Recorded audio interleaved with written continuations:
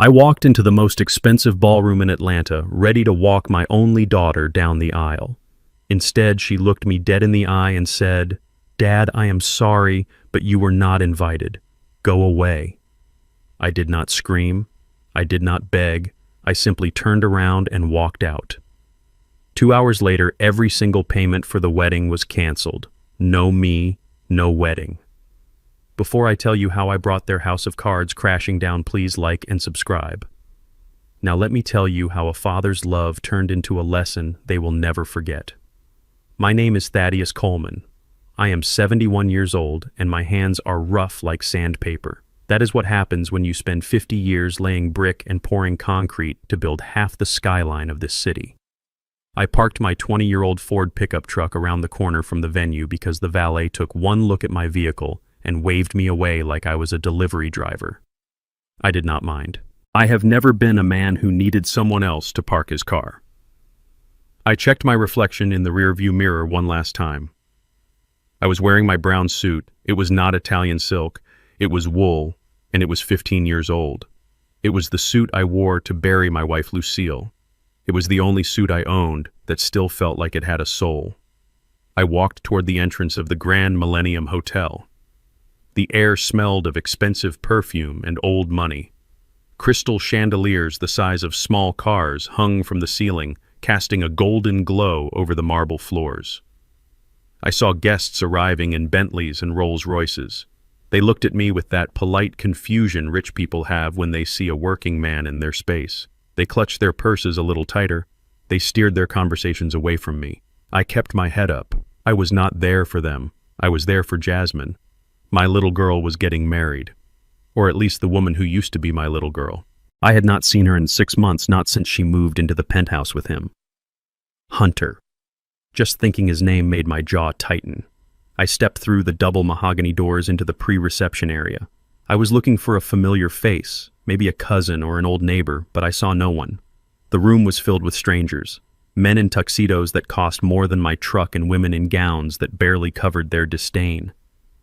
Then I saw them, standing near the entrance to the main ballroom, acting like royalty holding court. Jasmine looked breathtaking in a white dress that trailed behind her like a cloud, but her face was tight. Her smile did not reach her eyes. Beside her stood Hunter. He was tall, blonde, and wearing a suit that shimmered under the lights. He was laughing loudly at something a guest said, his hand resting possessively on Jasmine's shoulder. He looked like he owned the world. He did not know yet that he did not even own the shoes on his feet. I took a breath and stepped forward. Jasmine saw me first. Her eyes went wide, not with joy, but with pure, unadulterated panic. She whispered something to Hunter, and his head snapped toward me. His smile vanished instantly, replaced by a sneer of absolute disgust. They rushed toward me, not to greet me, but to intercept me. They moved fast, like security guards spotting an intruder. "Stop right there," Ted Hunter said, his voice low and sharp. He stepped in front of me, blocking my view of the party. He did not call me Mr. Coleman. He did not call me Thaddeus. Just Ted. He looked me up and down, his eyes lingering on my scuffed work boots that I had polished as best I could. "What do you think you are doing here?" I ignored him and looked at my daughter. "Jasmine, honey, you look beautiful. Your mother would have been so proud today." I tried to smile to show her that I was just a dad happy to see his child, but Jasmine would not meet my gaze. She was looking around frantically, checking to see if any of the VIP guests were watching. "Dad," she hissed, her voice trembling with anger. "You cannot be here. We talked about this. I told you this was a black tie event. Look at you. You are wearing that old funeral suit. You look like you are here to fix the plumbing, not attend a wedding." The words hit me harder than a brick falling from a scaffold. This was the suit her mother loved. This was the suit I wore when I promised to take care of her on her deathbed. "I came to walk you down the aisle, Jasmine," I said, my voice steady despite the cracking in my heart. "I am your father." "No," Jasmine said, and she took a step back as if my poverty was contagious. "Hunter is walking me down the aisle. Or maybe one of his investors. Someone who fits the image, Dad. You do not fit. You are embarrassing us." Hunter chuckled, a sound devoid of any warmth. "Look, old man," he said, stepping closer into my personal space. He smelled of scotch and arrogance. This isn't a backyard barbecue in the hood. We have investors here, CEOs, people who matter. We can't have you wandering around looking like a charity case. It ruins the brand. Now be a good little construction worker and shuffle along." He made a shooing motion with his hand like he was dismissing a stray dog. I felt a fire ignite in my chest, a heat I hadn't felt in years. But I remembered Lucille. I remembered her asking me to be patient with Jasmine to protect her. So I swallowed the rage. I reached into the inside pocket of my brown jacket. I felt the thick envelope there. Inside was a check for $1 million, my life savings, the money I made selling the land I bought 40 years ago before this city exploded. It was supposed to be her freedom fund, a way for her to start her own business, to not be dependent on this man standing in front of me. "I have something for you," I said, pulling the envelope out halfway. "It is a gift, a wedding gift." Hunter saw the plain white envelope and laughed. He actually laughed. "What is that, Ted?" "A gift card to Home Depot, a $50 savings bond. Keep it. We don't need your pocket change. We spent more on the flowers for the lobby than you made in your entire life." He reached out and slapped the envelope. He didn't take it. He slapped it. The envelope fell from my hand and landed on the polished marble floor. It slid a few feet away, coming to rest near a potted fern. Jasmine didn't move to pick it up. She just looked at me with cold, hard eyes. "Go away, Dad," she said. "Please just go away before security has to drag you out. You were not invited. You are not wanted. This is my life now, and there is no room in it for you." I looked at her. Really looked at her. I searched for the little girl who used to sit on my lap while I drove the excavator.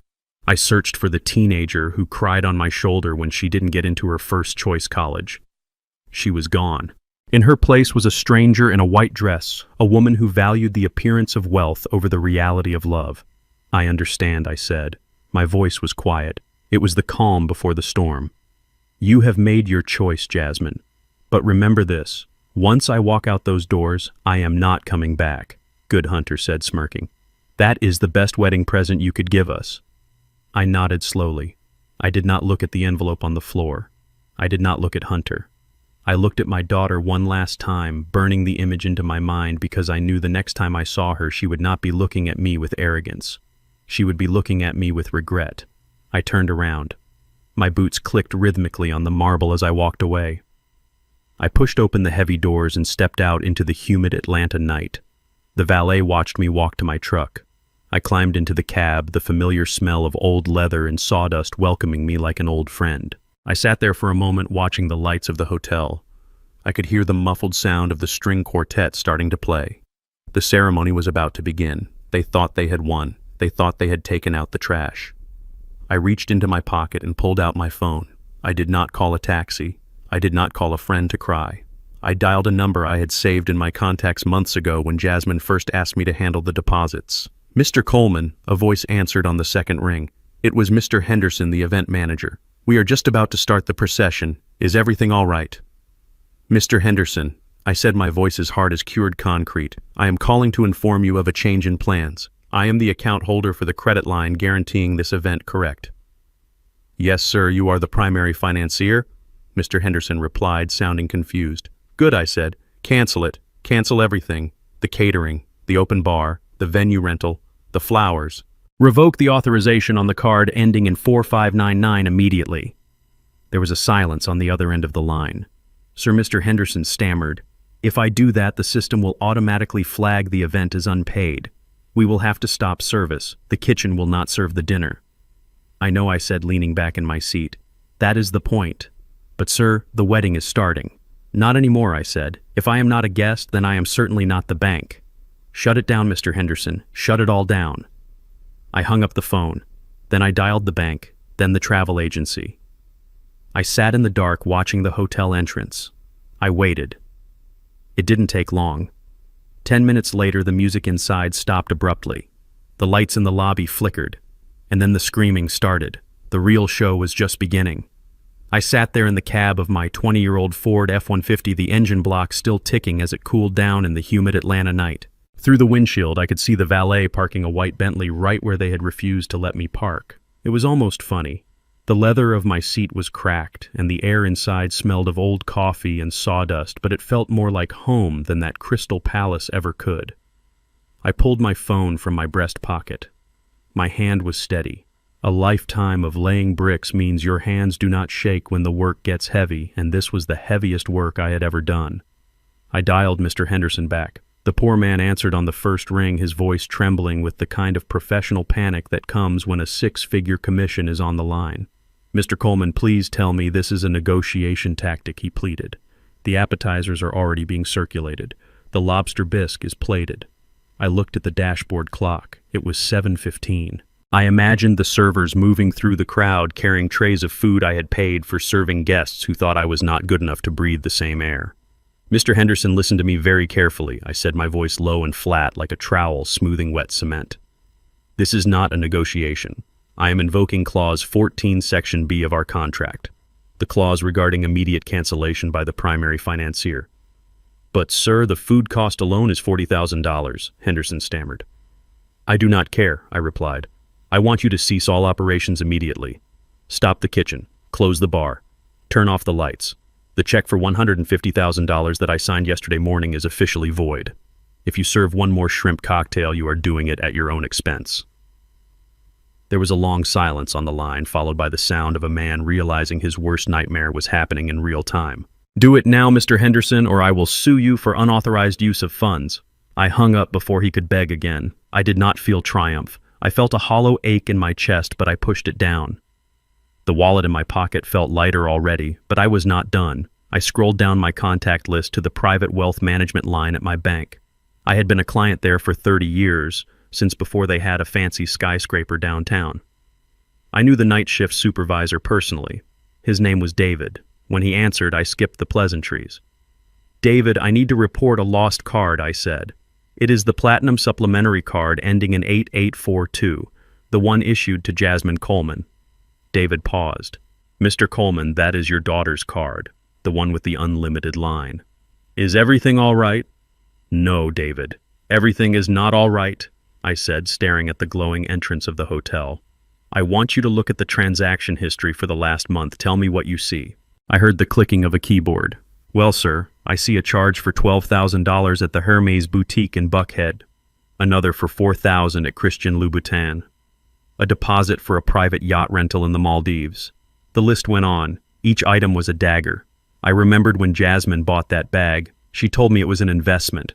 She told me she needed it to fit in with Hunter's world. I had nodded and paid the bill like a fool, thinking I was buying my daughter's happiness. I was not buying happiness. I was funding her arrogance. I was paying for the very tools she used to look down on me. "Freeze it," I commanded. "Not just a temporary hold, David. I want you to mark it as compromised and close the account permanently. If she tries to swipe that card for a pack of gum, I want it to decline." "But sir, she is likely at her wedding right now," David said, his voice full of hesitation. "If I kill the card, it might cause a scene." "That is exactly what I am counting on," I replied. "Kill it, David. Kill it all." I placed the phone on the passenger seat and reached for the paper bag I had tossed there earlier. Inside was a ham sandwich from the gas station down the road wrapped in wax paper.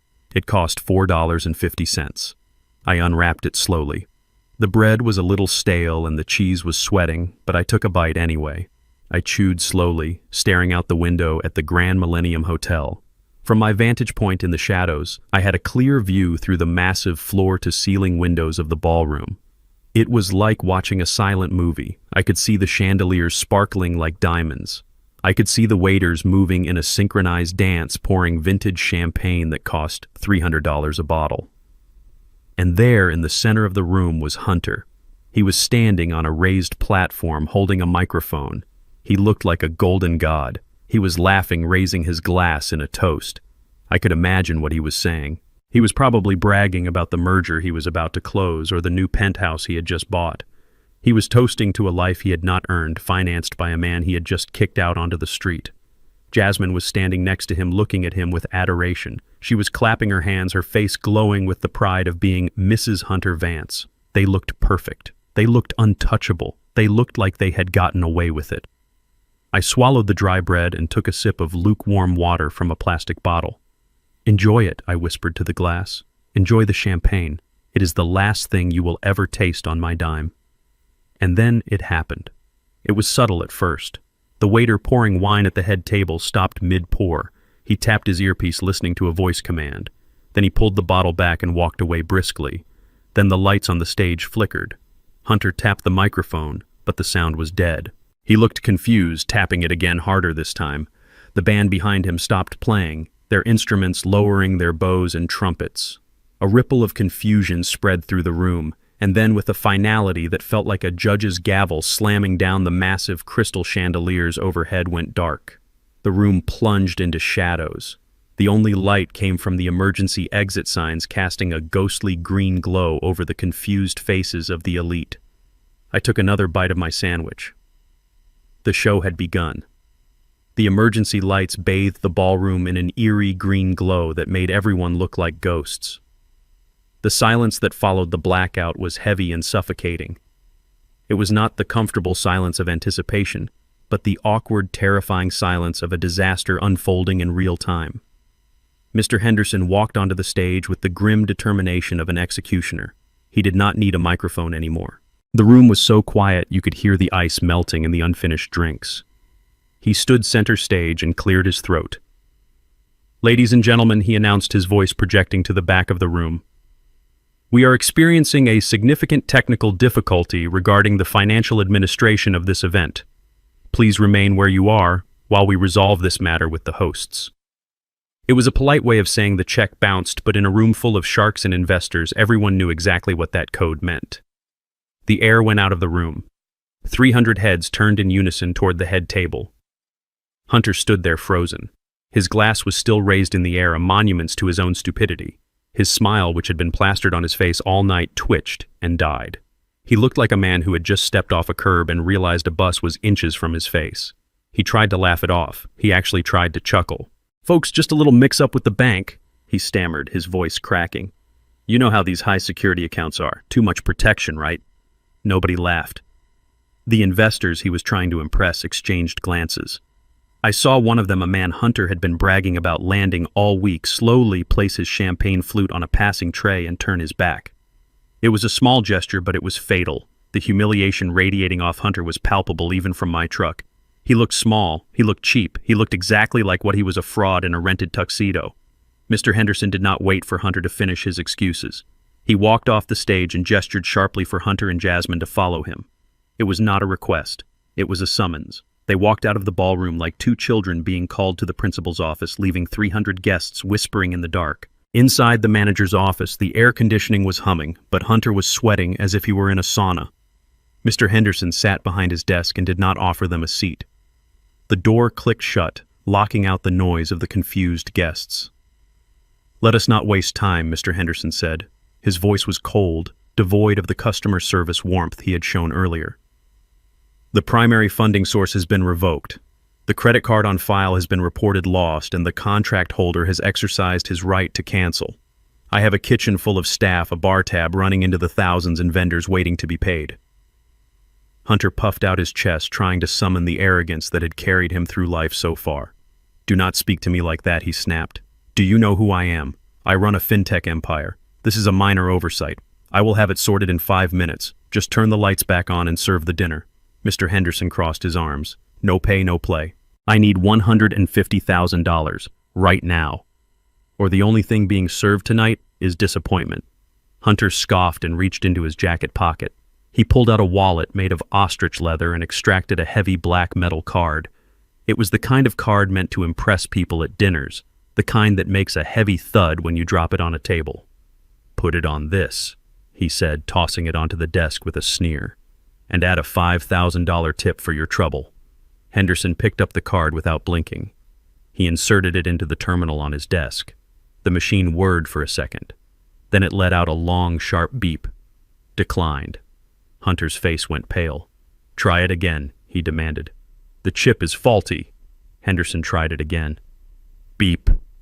Declined. "That is impossible," Hunter shouted. He was starting to panic now. He fumbled in his wallet, his hands shaking. "Here, try the Visa Infinite." Henderson took the second card. He swiped it. Beep. Declined. Sweat was now running down Hunter's forehead, dripping onto his silk collar. He pulled out a third card, a platinum business card. "This one has a $500,000 limit," he hissed. "Run it." Henderson ran it. Beep. declined. The silence in the office was absolute. The little machine sat on the desk like a judge delivering a verdict. Hunter stared at it as if it had personally betrayed him. He had no money. It was all smoke and mirrors. He had been living on credit, and the credit had just run dry. He looked at Jasmine, his eyes wide with fear. He was not the powerful CEO anymore. He was just a broke con artist who had been caught. Jasmine stood in the corner of the office, her hands clutching her designer wedding dress. Her face was a mask of pure terror. She watched her husband fail over and over again. She watched the illusion of their wealthy life disintegrate with every beep of that machine. She realized in that moment that Hunter could not save her. He could not even save himself. She needed a lifeline. She needed the one person who had never let her down, the person she had just kicked out of her life. She grabbed her phone from her clutch. Her long, manicured nails tapped frantically on the screen. I watched from my truck as my phone lit up on the passenger seat. The screen glowed bright in the darkness of the cab. The name Princess appeared along with a picture of her from her high school graduation. She was smiling in that picture, innocent and kind. It felt like looking at a ghost. I picked up the phone. I did not slide the bar to answer. I just looked at it. It vibrated in my hand, a desperate electronic heartbeat pleading for help. I could imagine her on the other end. She was probably crying. She was probably ready to say sorry. She was probably ready to promise me anything if I would just turn the money back on. But an apology born from desperation is not an apology. It is a transaction. And I was done with transactions. I looked at the hotel entrance. I took a sip of my lukewarm coffee. It tasted bitter, but it helped wash down the lump in my throat. The phone kept buzzing. Buzz, buzz, buzz. Each vibration was a reminder of a time I would have dropped everything to save her. When she scraped her knee, when she failed a test, when she crashed her first car. I was always there with my checkbook and my unconditional love. Not tonight. I pressed the button on the side of the phone. The screen went black. The buzzing stopped. The silence in the truck was heavy but necessary. Inside the office, Jasmine stared at her phone in disbelief. The call had gone to voicemail. Her father never sent her to voicemail. He always answered, even when he was on a job site, even when it was late. The realization hit her like a physical blow. He was serious. He was not playing a game. He was not trying to teach her a small lesson. He was gone. She lowered the phone slowly, her hand trembling. She looked at Hunter, who was still arguing with the manager, and then she looked at her reflection in the dark office window. She was a bride with no wedding, a daughter with no father, and for the first time in her life she was completely and utterly alone.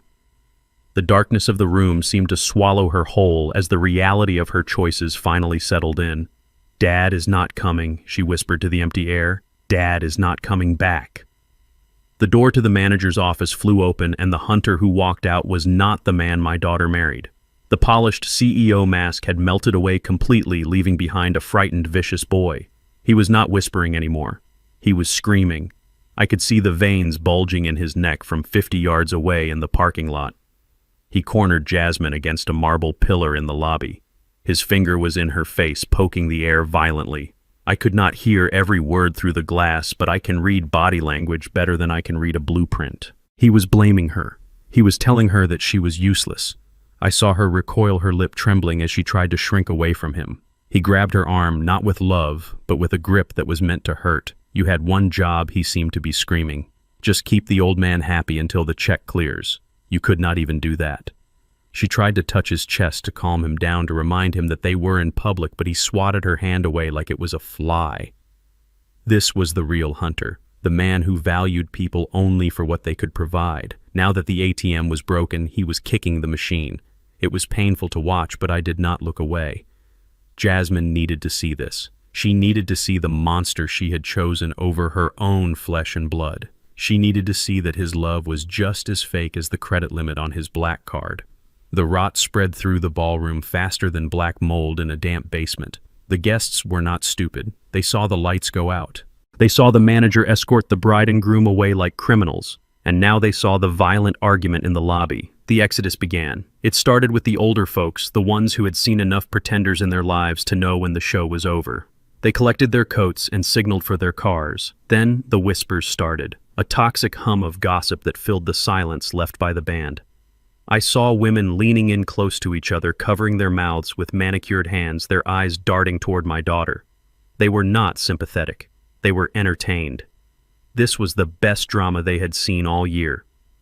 But the killing blow came from the man Hunter had been chasing all night. The investor. He was a silver-haired man in a tuxedo that fit him like a second skin. Hunter saw him heading for the door and broke away from Jasmine. He ran to him, practically tripping over his own feet. I saw Hunter pleading, his hands clasped together. He was probably trying to explain it away as a banking error, a simple misunderstanding. The investor did not stop walking. He looked at Hunter with a cold, flat stare that said everything. He knew. He knew there was no capital. He knew the fintech empire was built on credit and lies. He shook his head once, a small, dismissive movement, and walked out the door past the valet and into the night. Hunter stood there alone in the middle of the lobby, watching his $2 million deal drive away in a town car. That was the moment the dam finally broke. Hunter turned around. His face twisted in a mask of pure, unadulterated rage. He needed to hit something. He needed to destroy something to make himself feel powerful again. His eyes landed on a massive Ming-style vase standing on a pedestal near the entrance. It was a beautiful piece, blue and white, and probably worth more than $5,000. He roared a sound of pure frustration and shoved the pedestal over. The crash was deafening. Porcelain shattered across the marble floor, sending sharp shards skittering like ice in every direction. The sound echoed through the lobby, stopping everyone in their tracks.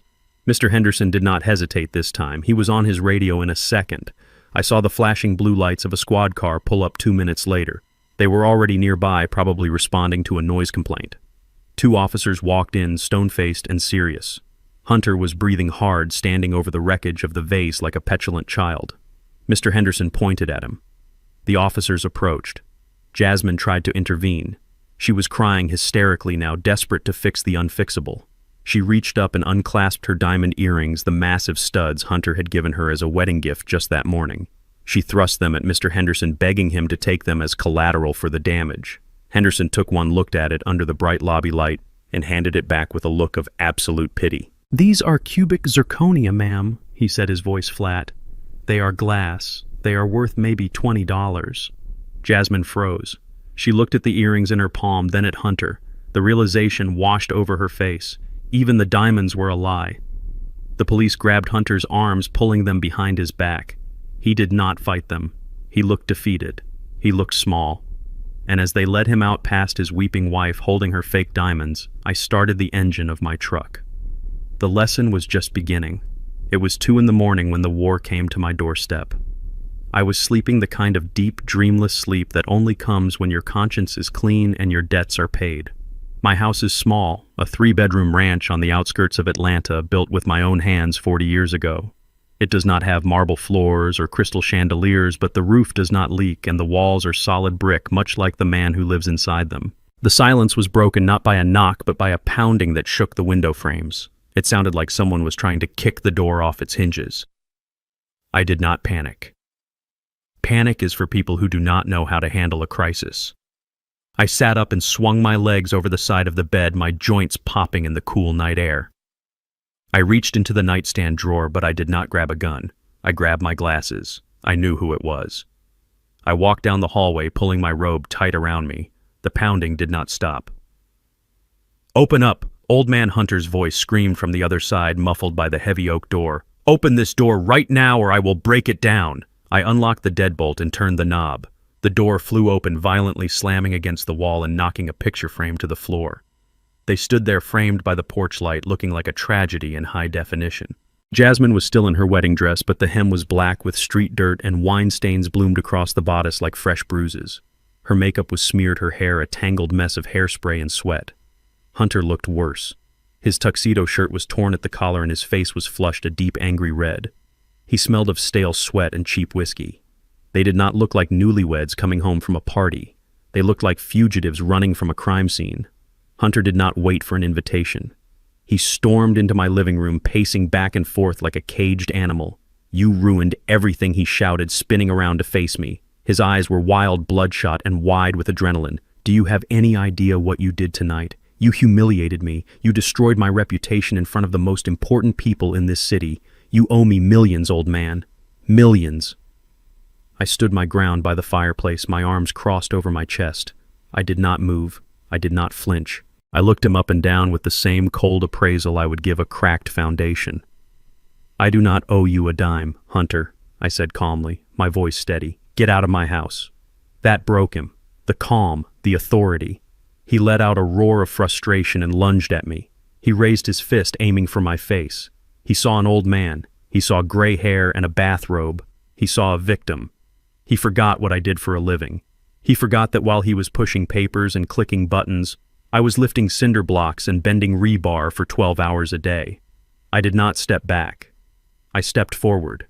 As his fist came down, I caught his wrist in my left hand. My grip was like a vice hardened by 50 years of labor. I twisted his arm behind his back in one fluid motion, using his own momentum against him. He yelped in pain and surprise, stumbling forward.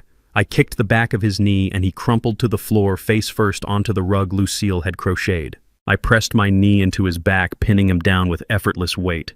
He thrashed and cursed, but he was helpless against the strength of a man who built skyscrapers. "Stay down, boy," I growled into his ear. "You might wear Italian suits, but you are soft. You have never worked a day in your life. I could snap you like a dry twig." I led him up slowly, shoving him toward the sofa. He scrambled back, rubbing his shoulder, looking at me with a mixture of shock and pure hatred. The humiliation burned brighter on his face than the anger. He had just been physically dominated by a 71-year-old bricklayer in front of his wife. It was the ultimate emasculation.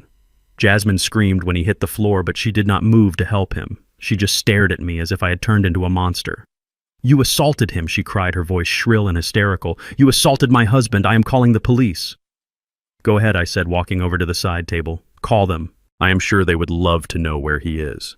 I picked up a thick manila folder I had left there earlier that evening. I tossed it onto the coffee table. It landed with a heavy thud, sliding across the wood until it hit Hunter's leg. "What is this?" he sneered, picking it up with trembling hands. "Open it," I said. "It is your resume, not the one you show investors, the real one." He opened the folder. His eyes scanned the first page and the color drained from his face faster than water from a broken pipe. It was a report from the SEC. It detailed an ongoing investigation into his fintech company. It outlined a classic Ponzi scheme structure. It listed gambling debts in Vegas and Atlantic City totaling over $500,000. It showed that the penthouse was leased under a shell company that was 3 months behind on rent. Jasmine snatched the papers from his hands. She read them, her eyes darting back and forth. "Dad, what is this?" she asked, her voice trembling. "This says he is under investigation. This says he is broke. It says he is a fraud, Jasmine," I replied, my voice softening just a fraction. He needed this wedding to sign new investors to pay off the old ones. I was not just paying for a party. I was laundering money for a criminal. Jasmine looked at Hunter. He was not denying it. He was just staring at the floor, sweating. "Tell him he is lying." "Hunter," she begged. "Tell him this is fake." Hunter looked up, his eyes cold and desperate. "It is complicated, Jasmine," he said. "Business is complicated. Your father does not understand finance. He is just a jealous old laborer trying to tear us apart." He reached for her hand. "Baby, you know me. We are a team. Do not let him win." Jasmine looked at the papers, then at me, then at Hunter. She was standing at a crossroads. One path led to the truth, but it meant admitting she had married a failure and that her father was right. The other path was a lie, but it let her keep her pride. She dropped the papers on the table. "You are lying," she spat at me, stepping closer to Hunter. "You forged these. You just hate that I married a white man who is successful. You want me to be miserable like you." I looked at her, and I saw my little girl die right there in my living room. I did not argue. I did not fight. I just pointed to the door. "Get out," I said. "Take your husband and get out." Jasmine stood there in my living room, surrounded by the wreckage of her wedding night and the evidence of her husband's crimes, and she made a choice. She chose to hurt me. She knew she could not win with logic. She knew the papers on the table were real. So she reached into the darkest part of our history and pulled out a weapon she knew would cripple me. Her face twisted into a sneer that looked disturbingly like Hunter's. "You are pathetic," she spat, her voice dripping with venom. You are just a jealous, bitter old man who hates that I found someone better than you. You hate that Hunter has class. You hate that he dreams big. You spent your whole life playing in the dirt, Dad, and you want me to do the same. You want me to be small." I did not speak. I just watched her. She stepped closer, her eyes burning with a hatred I had never seen before. "It is just like with Mom," she said, and the air left the room. "You let her die, Dad. You killed her with your cheapness. I remember hearing you argue with the doctors about the bills. I remember you saying we could not afford the experimental treatment. You sat on your pile of money like a miser while she wasted away in that hospice bed. You could have saved her. You could have spent every dime you had, but you were too scared of being poor. You loved your bank account more than you loved your wife, and now you are trying to do the same thing to me. You want to destroy my happiness because you are too cheap to pay for it." Her words hit me like a sledgehammer to the chest. My breath caught in my throat. She was rewriting history. She was taking the most painful, tragic moment of my life and twisting it into a weapon. She did not know. She did not know that I had sold my construction company for pennies on the dollar to pay for Lucille's chemotherapy. She did not know I had mortgaged this very house 3 times. She did not know that the arguments with the doctors were not about money, but about them telling me there was nothing left to do while I begged them to try one more thing. She did not know because I protected her from it. I sent her away to boarding school so she would not have to hear her mother screaming in pain. I shielded her from the poverty that followed so she could finish her degree without worrying about student loans. And this was my reward. I looked at my hands. They were shaking, not from fear but from the sheer agony of holding back the truth. I wanted to scream at her. I wanted to show her the receipts from the hospital that I finally paid off 5 years ago. I wanted to tell her that I ate oatmeal for dinner for 2 years so she could have a new car for college. But I looked at her face and I stopped. I saw the way she was looking at me. There was no curiosity in her eyes. There was no desire for truth. She had created a narrative that justified her selfishness. In her mind, I was the villain and she was the victim. If she believed I was a monster, then she did not have to feel guilty about treating me like garbage. She had been brainwashed not just by Hunter, but by her own vanity. She had fallen in love with the idea of wealth so deeply that she was willing to desecrate her mother's memory just to defend a fraud. The silence stretched out between us heavy and suffocating. I felt a part of my soul wither and die. The father in me, the one who would catch a grenade for her, wanted to explain. But the man in me, the exhausted laborer who had given everything and received nothing, knew it was pointless. You cannot explain color to a blind man, and you cannot explain sacrifice to a narcissist. She did not want a father. She wanted a financier. And since the bank was closed, she had no use for me. I took a deep breath, inhaling the scent of my old house, the house she despised. I straightened my back. The pain was still there, sharp and bleeding, but I pushed it down into the steel box, where I kept my grief. I looked at Hunter, who was still rubbing his shoulder on the sofa, watching us with a smirk. He thought he had won. He thought Jasmine's cruelty had broken me. He was wrong. It had not broken me. It had liberated me. I walked over to the front door and opened it wide. The night air rushed in, cooling the heated atmosphere of the room. "Get out," I said, my voice low and devoid of emotion. Jasmine laughed, a harsh, brittle sound. "We are leaving," she said, linking her arm through Hunter's. "Do not worry. We are going back to the penthouse. Back to our life. A life you will never be a part of again. I hope you enjoy dying alone in this dump old man." I looked at them standing there in their ruined wedding clothes, clutching their arrogance like a shield. "You are not going back to the penthouse," I said simply. Jasmine stopped. "What are you talking about?" "Of course we are. It is my home." "No, it is not," I replied. I walked back to the coffee table and picked up the folder again. I pulled out a document from the back. It was a deed held by a holding company called Coleman Properties, LLC. "You really never paid attention to the details, did you, Jasmine?" I said, tapping the paper. "Hunter told you he was leasing the penthouse. He told you his company paid for it. That was a lie. Hunter has bad credit. He could not lease a bicycle, let alone a luxury apartment in Buckhead. He needed a guarantor. He needed someone with a perfect credit score and substantial assets." Hunter's face went gray. He knew. He had known all along. "I bought the building, Jasmine," I said. "I bought the whole complex 3 years ago as an investment. When Hunter needed a place to impress you, I let him move in. I set up a lease agreement under his company name, but I am the landlord. And guess what? You are 3 months behind on rent." Jasmine stared at me, her mouth opening and closing. "You own the building," she whispered. "I do," I said. "And as the landlord, I am evicting you. Tonight. You have violated the terms of the lease by conducting illegal business activities on the premises. I have already notified building security. They are changing the locks as we speak. Your key cards will not work." "You cannot do that," she shrieked. "That is illegal. You have to give us 30 days' notice." "Read the lease, Jasmine," I said coldly. Clause 19. Immediate termination for criminal activity. The SEC investigation is public record now. You are out. She looked at Hunter for help, but he was staring at the floor defeated. He knew the game was up. Jasmine's eyes darted around the room looking for a lifeline. Then she sneered. "Fine," she spat. "Keep your stupid apartment. We will go to a hotel. We will drive there in my Mercedes. At least I have my car. You cannot take that." I almost laughed. It was a sad, tired laugh. "Your Mercedes?" I asked. "The white G-Wagon with the custom interior. The one Hunter bought you for your birthday last year." "Yes," she said, lifting her chin defiantly. "It is in my name." "Is it?" I asked. I walked over to the desk in the corner and pulled out a spare set of keys. I held them up. The Mercedes logo glinted in the lamplight. "Hunter did not buy that car, Jasmine. He put down a deposit using a check that bounced a week later. The dealership called me because I had co-signed for your first Honda Civic 10 years ago, and I was still on your file. To keep you from being arrested for grand theft auto, I paid off the car. I put it under the company fleet insurance to save money." I took a step closer to her. "Look at the registration in the glove box, Jasmine. Look at the title. It does not say Jasmine Coleman. It says Coleman Construction. You are listed as an authorized driver. Just an authorized driver." I dangled the keys in front of her face.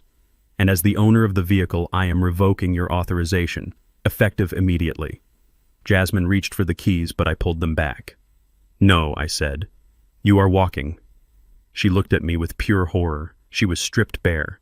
No home, no car, no money, no husband worth a damn. She had nothing. "You are a monster," she whispered, tears finally spilling over her cheeks. "You are ruining my life." "I did not ruin your life, Jasmine," I said, my voice hard as granite. "I just stopped paying for the fantasy. Now get out of my house, get off my property, and do not come back until you learn how to be a human being." Hunter scrambled up from the sofa and grabbed Jasmine's arm, dragging her toward the door. He wanted to get away from me, away from the truth. They stumbled out onto the porch into the darkness of the early morning. I watched them walk down the driveway, their expensive shoes crunching on the gravel. They looked like ghosts fading into the mist. I closed the door and locked the deadbolt. The sound was final. I was alone in the house my wife and I had built. It was quiet. It was empty. But for the first time in a long time, it felt clean. I woke up the next morning to find out I was the most hated man in Atlanta without even leaving my front porch. My phone was buzzing so hard against the nightstand I thought it might shatter the wood. It was not calls this time, it was notifications. Thousands of them. I opened social media and there they were. Jasmine and Hunter were live streaming. They were sitting on the edge of a bed in a motel room that looked clean enough, but clearly was not the Ritz. The lighting was carefully arranged to make them look pale and exhausted.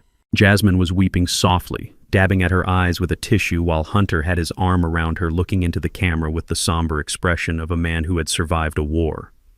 They were telling a story, but it was not the story of what happened. It was a fairy tale of victimhood. Hunter spoke first, his voice low and grave.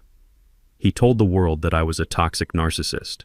He said I had financial control issues. He said I had promised them a wedding and a home only to pull the rug out from under them because I was jealous of his success. Then he played the card I knew was coming. He looked straight into the lens and said that I hated him because he was white. He said I could not stand seeing my black daughter with a successful white man, so I tried to destroy them financially to teach them a lesson in racial loyalty. It was a lie so bold and disgusting it almost made me laugh. Jasmine nodded along, confirming every word. She told the camera that I had abused her emotionally her whole life, holding money over her head like a weapon. She did not mention the Ponzi scheme. She did not mention the insults about her mother. The comments section was rolling by so fast it was a blur. People who did not know me were calling for my head. They called me a monster. They called me a racist. They said they would boycott my construction business, which was funny since I had been retired for 5 years. The internet mob had lit their torches and my daughter had handed them the matches. I drove into the city an hour later to meet Sarah. Sarah has been my lawyer for 20 years. She is a shark in a skirt, a woman who can smell blood in the water from 3 miles away. When I walked into her office, she was already pacing. Her face was red. She had the live stream playing on a tablet on her desk. "Thaddeus, this is defamation per se," she said, without even saying hello. She pointed a manicured finger at the screen. "They are lying about your business practices. They are accusing you of hate crimes, essentially. We can sue them for libel. We can get an injunction to shut this down within the hour. Let me draft the cease and desist. I want to bury them." I sat down in the leather chair opposite her and placed my hat on my knee. I watched Hunter on the screen. He was asking for donations now. He had set up a crowdfunding page to help them recover from the trauma of being homeless on their wedding night. The donations were trickling in $5 here, $10 there. "No, Sarah," I said calmly. "Do not send a letter. Do not file an injunction." Sarah stopped pacing. She looked at me like I had lost my mind. "Thaddeus, they are destroying your reputation. They are painting you as a villain. If we do not respond, it looks like an admission of guilt." "Let them talk," I replied, leaning back. "Let them tell their story. Let them get comfortable in the spotlight. Right now, they are just 2 kids crying on the internet. If I sue them now, I look like the bully they say I am. I want them to feel safe. I want them to think they are winning. When you climb a ladder, Sarah, you have to go high enough that the fall breaks your neck. They are only on the 2nd rung. Let them climb." Sarah stared at me for a long moment. Then she slowly sat down. A small smile played on her lips. "You are a scary man, Thaddeus Coleman," she said. I shrugged. "I am just a bricklayer, Sarah. I know that you cannot knock down a wall until it is fully built." The knock on my door came 2 days later. It was not the police this time. It was a process server. He was a sweaty man in a short-sleeved shirt who looked like he wanted to be anywhere else. He mumbled my name, thrust a thick packet of papers into my hand, and practically ran back to his car. I stood on the porch and opened the envelope. It was a lawsuit. Hunter and Jasmine were suing me. I flipped through the pages reading the legal jargon. They were suing for breach of oral contract regarding the wedding funding. They were suing for intentional infliction of emotional distress. They were suing for unlawful eviction from the penthouse. And then I saw the number, $5 million. They were demanding $5 million in damages. Hunter had signed the complaint himself. He probably thought this was his masterstroke. He thought I was just an uneducated laborer who would see a court seal and panic.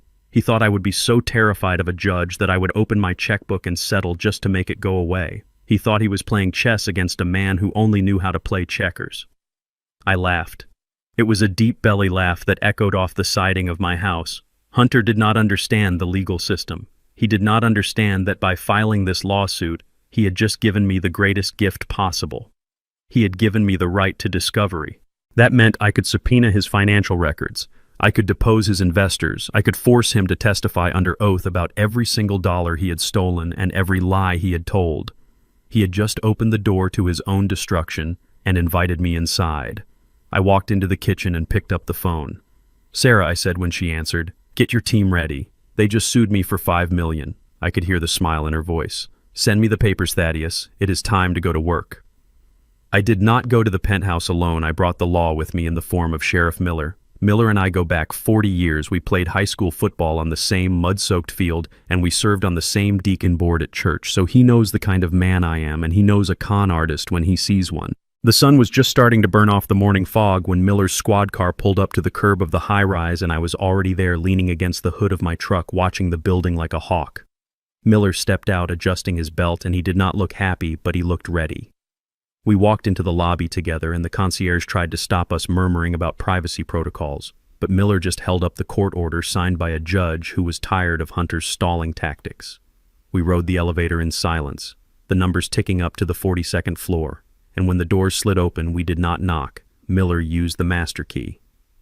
We walked into a scene of absolute denial where Hunter was sitting on my leather sofa in a silk robe drinking espresso like he hadn't just sued me for $5 million while Jasmine was on the balcony taking a selfie. They looked up startled and Hunter stood up spilling his coffee, demanding to know the meaning of this, trying to summon his usual arrogance. Miller didn't blink. He simply told Hunter Vance he was hereby served with an immediate order of eviction for illegal occupancy and criminal misuse of property, and that he had 10 minutes to vacate the premises before anything left behind became the property of the landlord. Hunter laughed a nervous, high-pitched sound and said, "You cannot do this. My lawyer will have your badge," but Miller just smiled, a cold, hard smile, and said, "Your lawyer is the one who called me son. He dropped you this morning when your check bounced, so pack your bags." The next 10 minutes were a chaotic symphony of panic as Jasmine was screaming, running from room to room, grabbing armfuls of designer clothes and shoving them into Louis Vuitton duffel bags, not crying about losing her home, but crying about leaving behind her shoe collection. Hunter was frantic. He was not packing clothes. He was packing hard drives and shredding documents until Miller put a stop to that, immediately grabbing Hunter by the back of his silk robe and hauling him away from the shredder, growling that it was evidence and to leave it. When the 10 minutes were up, Miller's deputies escorted them into the hallway for the walk of shame to end all walks of shame, because the neighbors had come out. These were the people Hunter had been trying to impress for months, the people he had sneered at me about, and they were standing in their doorways holding their morning coffee, watching the self-proclaimed king of fintech being marched out by the police.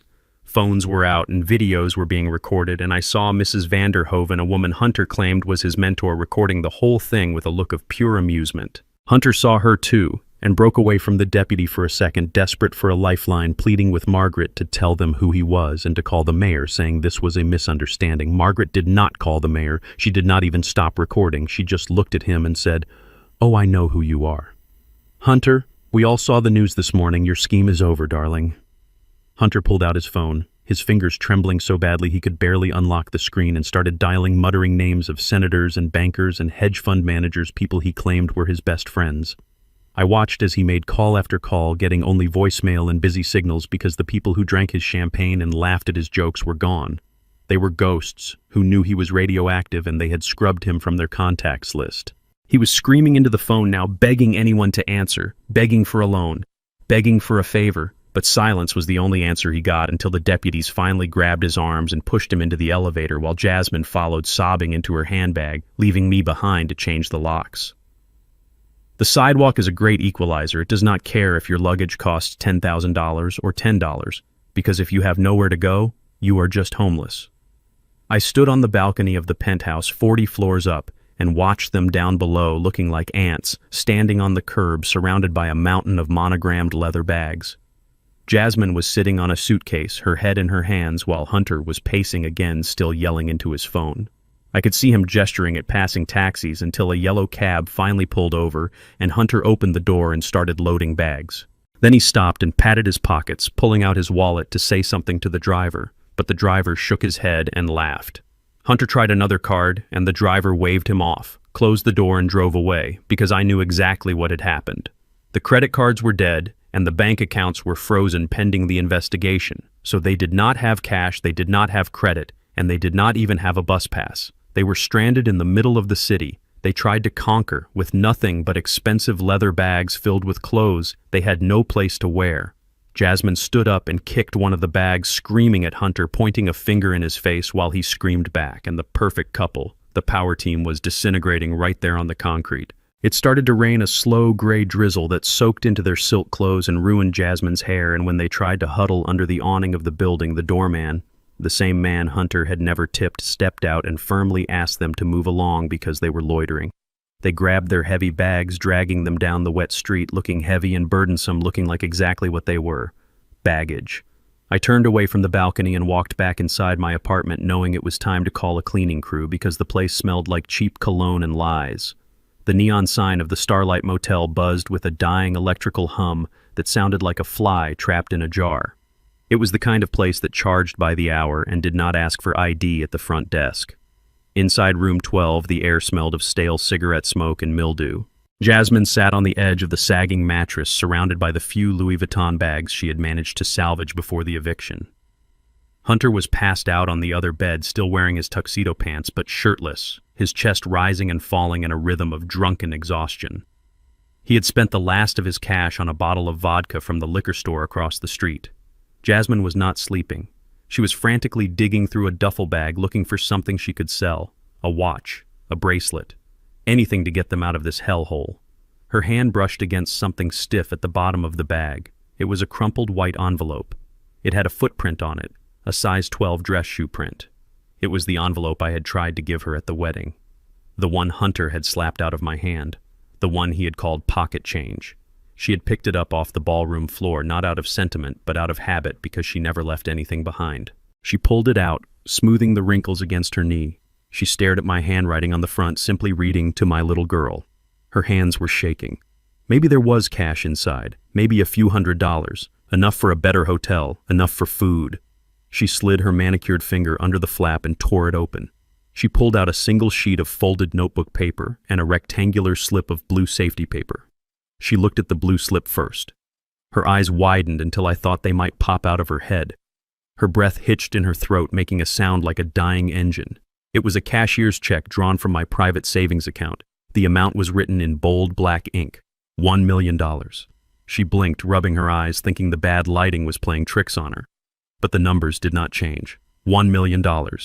She dropped the check onto the bedspread as if it were on fire and picked up the letter. I had written it the night before the wedding, sitting at my kitchen table, thinking about the woman she used to be. "My dearest Jasmine," the letter read. "I know you think I do not approve of your life, but I have always believed in your talent. I remember when you were 12 and you turned our kitchen into a bakery. I remember your dream of opening your own fusion restaurant in downtown Atlanta. You told me once that you wanted to feed people, not impress them. I sold the last parcel of land I owned in Savannah to give you this. This is not for a house. This is not for Hunter. This is for you. This is seed money for your restaurant. Do not let anyone tell you that you cannot cook. Do not let anyone tell you that you need a man to be successful. Build your own empire. Love, Dad." Jasmine read the letter twice, then a third time. A guttural scream tore from her throat. She looked at Hunter, snoring on the bed, a man who was broke, a fraud, and a liar. Then she looked at the check. $1 million. She had traded $1 million dream and a father who believed in her for a man who had just gotten them kicked onto the street. The realization hit her with the force of a physical blow. She had not just burned a bridge, she had blown up the bank. She did not wake Hunter. She did not leave a note. She grabbed the check, and the letter shoved her feet into her dirty heels and ran out of the room. She flagged down a confused Uber driver who had just dropped someone off at the gas station and offered him her last $20 bill to drive her to my house. It was pouring rain when she arrived. I was sitting on my porch in my rocking chair watching the storm. I knew she would come. The greed always brings them back. She ran up the driveway, her expensive dress soaked and clinging to her skin, her makeup running in black streaks down her face. She threw herself at my feet on the porch steps. "Dad," she wailed, clutching my knees. "Dad, I am so sorry. I was wrong. I was so wrong. Please forgive me. I read the letter, Dad. I want to open the restaurant. I want to be your little girl again." She held up the check with trembling hands, offering it to me as if she were returning a holy relic. "Just let me come home. Let me start over. We can do this together, just like you said." I looked down at her. Her performance was Oscar-worthy. The tears seemed real. The shaking seemed real. But I knew my daughter. I knew that she was not crying for me. She was crying for the 7 zeros on that piece of paper. She was crying because she was cold and hungry, and I was her winning lottery ticket. I reached down and took the check from her hand. She smiled through her tears, a look of relief washing over her face. She thought she had won. She thought the old bricklayer was soft. I held the check up to the porch light. "It is a lot of money, Jasmine," I said softly. "It represents 50 years of sweat, broken bones, missed holidays. It is a lifetime." "Yes, Dad." She nodded eagerly. "I know.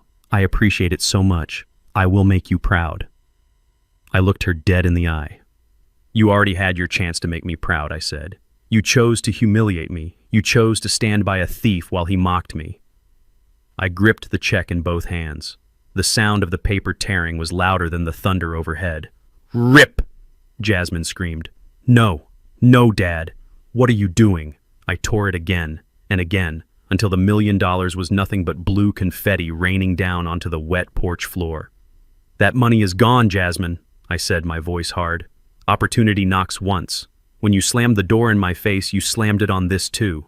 This money is going to the St. Jude Children's Research Hospital in your mother's name. At least there it will cure cancer instead of funding your vanity." Jasmine scrambled on the floor, trying to pick up the wet pieces, trying to puzzle them back together, but they were dissolving in the rain. "Get off my porch," I said, turning my back on her. "And do not come back until you have earned $1 million with your own 2 hands." Jasmine walked back into room 12 of the Starlight Motel, looking like a ghost that had been dragged through a swamp. The rain was still dripping from the hem of her ruined wedding dress, creating a puddle of dirty water on the carpet. Hunter was sitting up on the bed now, his eyes bloodshot and focusing on her empty hands. He did not ask if she was okay.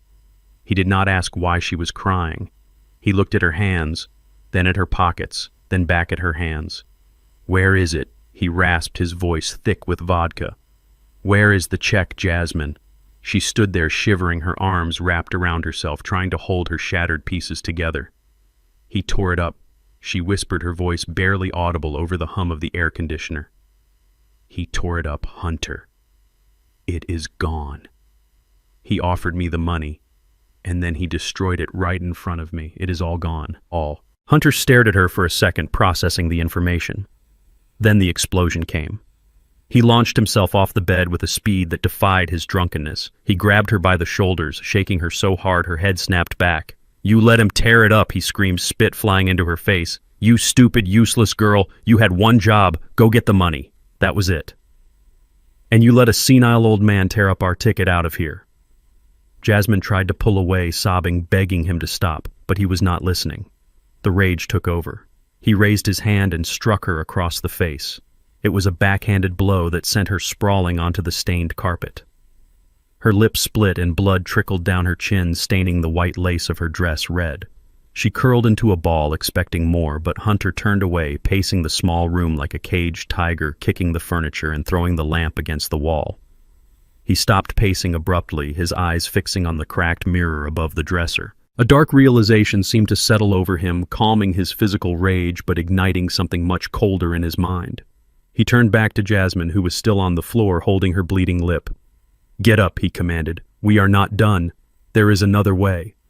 Jasmine looked up at him through her swollen eye, terrified. "What do you mean?" she asked. "Your father is old school," Hunter said, his voice dropping to a whisper. "He does not trust banks. He never did. I remember you telling me stories about how he used to pay his day laborers in cash every Friday. He keeps a safe in the house, doesn't he? A floor safe in the study under the rug." Jasmine froze. She remembered the safe. She knew exactly where it was. She knew that I kept emergency funds there for payroll and supplies, a habit from 40 years in construction that I never broke. But the thought of stealing from me directly, of breaking into my home after everything that had happened, made her stomach turn. "I cannot do that, Hunter," she said, shaking her head. "He has cameras. He has an alarm. I cannot steal from him." Hunter knelt down in front of her. He was not hitting her now. He was smiling, and it was the most terrifying thing she had ever seen. "You can do it, and you will do it," he said, "because you know the code. You told me once it is your mother's birthday." Jasmine shook her head again, backing away until she hit the wall. "No, Hunter. I will go to jail. I will lose him forever." Hunter reached into his pocket and pulled out his phone. He tapped the screen a few times and then turned it around to face her.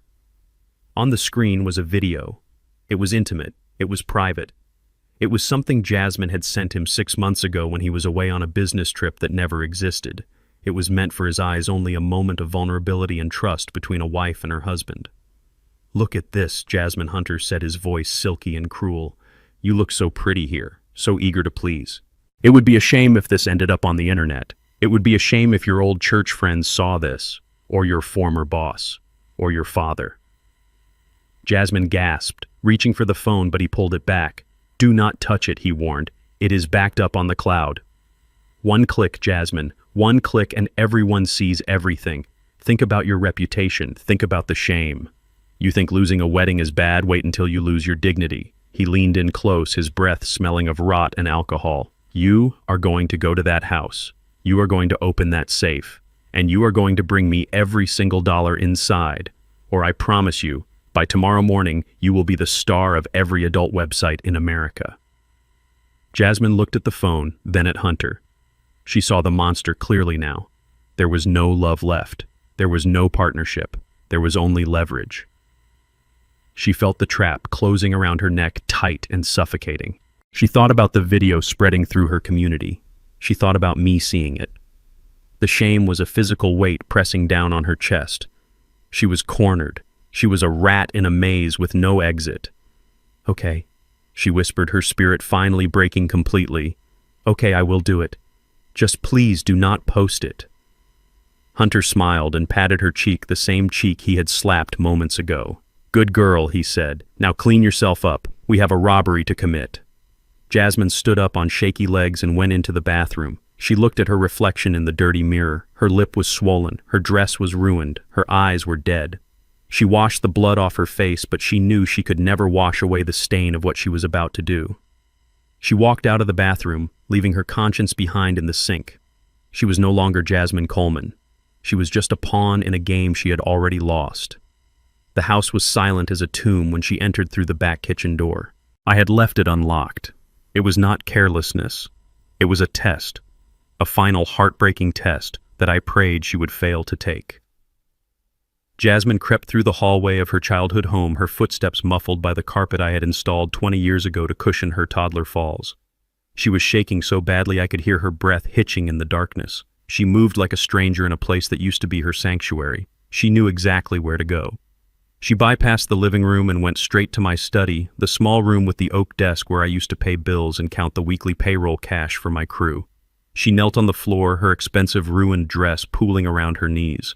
Her hands fumbled with the corner of the Persian rug, pulling it back to reveal the steel face of the floor safe. It was an old safe, heavy and stubborn, just like me.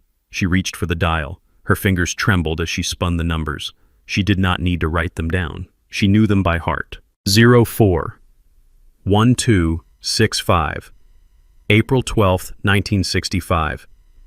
Her mother's birthday. The date of the woman who had loved her more than life itself. The fact that she was using Lucille's birthday to rob me was a knife twisting in my gut. I heard the tumblers click into place. It was a mechanical sound that echoed in the silence. The handle turned. The heavy steel door creaked open. Jasmine let out a sob of relief, reaching into the dark hollow of the safe, expecting to find stacks of cash. Her hand brushed against the cold metal bottom. It was empty. There was no money. There was only a single sheet of paper lying in the center. She pulled it out, squinting in the dark to read it. It was a note in my handwriting. It said simply, "I am disappointed." The moment she read those words, the world exploded around her.